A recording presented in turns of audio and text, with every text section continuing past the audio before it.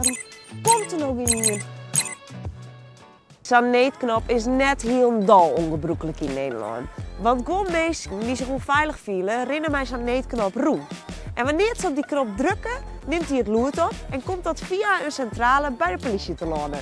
Mij de locatie van de knop. Zo'n knop is vooral wichtig voor mensen met gevaarlijk werk. Big leagues, journalisten, die heel tijd vaker bedriegen worden door de politieke verdeeldheid in Nederland. En voor deze mensen is zo'n knop uitrekt. WhatsApp-groepjes hebben we hier in Friesland echt in inbraak. En dat komt voor in buurten met dit boord. WhatsApp buurtpreventie.